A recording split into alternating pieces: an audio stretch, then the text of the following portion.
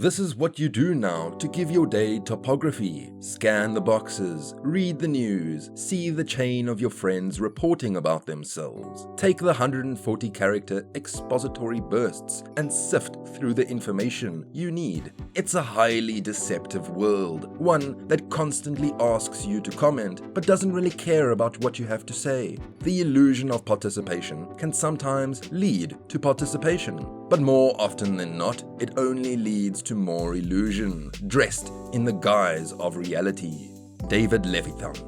Social media is without a question the most revolutionary technology of the past century. Thanks to social media, we can learn the innermost thoughts of individuals all over the world, become celebrities in our own right, and even eavesdrop on people we don't know. Social networking is amazing. It has the potential to be a good tool for many things. However, with such advanced technology, there are inevitable downsides. Throughout the past few years, many thinkers and thought leaders have examined social media and its micro and macro effects on individuals. Now, many people question if social media is beneficial or whether they have a social media addiction. There are a lot of people who have considered leaving social media. A social media detox and a time away would do most people in the world a lot of good. Welcome to Relentless Man. We are going to show you how social media is not the be-all and end-all of your life and how to start really living. Hit the subscribe button, the like button and the notification bell. Please share our channel and look out for our up-and-coming videos.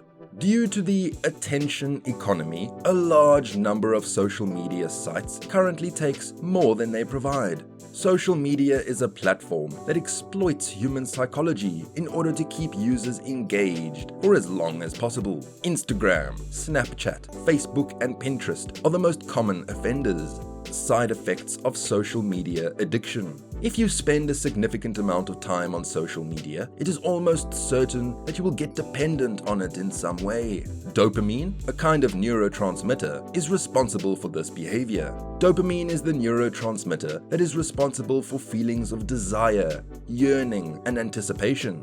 It is responsible for one's level of motivation as well. Dopamine is released in reaction to social media because it is novel, and dopamine is released in response to novel experiences. A never-ending cycle of novelty is generated through likes and comments. Over time, exposure to high levels of stimuli reduces the availability of dopamine receptors, which is associated with a variety of psychological issues such as anxiety, depression, and a decline in cognitive performance. The typical amount of time spent on social media is over 2 hours each day, which is a number that may easily and unavoidably rise as time goes by. Here are just 6 of the side effects of social media addiction you need to be conscious of. Unwanted influence. It should come as no surprise that one may find some dubious content on the internet. For the vast majority of human civilization, avoiding trigger material was a simple task. Now, the material in question will be delivered at once to your screen, in your hand. The more time you devote to browsing social media, the greater the likelihood is that you will come across content of this kind. Basically, it's a process of elimination. The internet holds all of humankind's accumulated information, which should be appreciated as an incalculably valuable gift. Your device has an encyclopedia of knowledge on a variety of subjects, including science, history, film, and poetry. Instead, you will only come across clickbait gossip, half-truths, and outright lies involving politics posted on social media by everyone who has a Twitter or Instagram account. Instagram has become a disturbingly large repository of softcore pornography. It's possible that you'll start to adopt unwelcome perspectives after seeing other people repeat them on social media. As a consequence of this, you will start thinking about these ideas that aren't even your own and start to believe things that, on some level, you are aware that you do not believe in. The use of social media may introduce you to a great number of positive experiences, but it also has the potential to introduce you very rapidly to a great number of negative experiences, the vast majority of which you were not even looking for. Social media kills focus that matters. Today is the only epoch in history when it is possible to live your whole existence distracted in some way. Before the widespread availability of cell phones and the internet, many people were used to lengthy stretches of solitude. Because of this, we had more time to think, plan, and reflect. Because you don't practice thought without social media distraction, you end up with a slew of half-finished projects and nothing else of worth. In his book, Digital Minimalism, Cal Newport emphasizes that in order for humans to generate worthwhile things and set up a solid foundation for a meaningful existence, extended stretches of time during which they are not disturbed are needed. He refers to the lack of this as solitude deprivation, and he regards it as a primary factor that is accountable for the alarmingly high number of mental health issues that have appeared in contemporary society. The consumer culture of social media.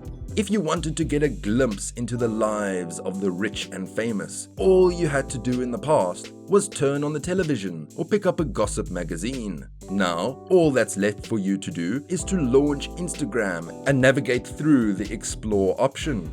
On social media, people will only highlight their successes. They won't show anything except the vacations, the beautiful car, the amazing homes, or the gorgeous girlfriend. After that, you will have the feeling that you, too, are obliged to have these things. So what do you do without even realizing it? Buy a larger home, a bigger car, get a better girlfriend. All of these factors contribute to the acceleration of the wheel of consumerism. Everyone, with the exception of the marketers, comes up on the losing end of this game of status acquisition, which has no end in sight. Could the constant presence of status-based, gluttonous spending on social media be a contributing factor to the fact that the United States now has record levels of debt?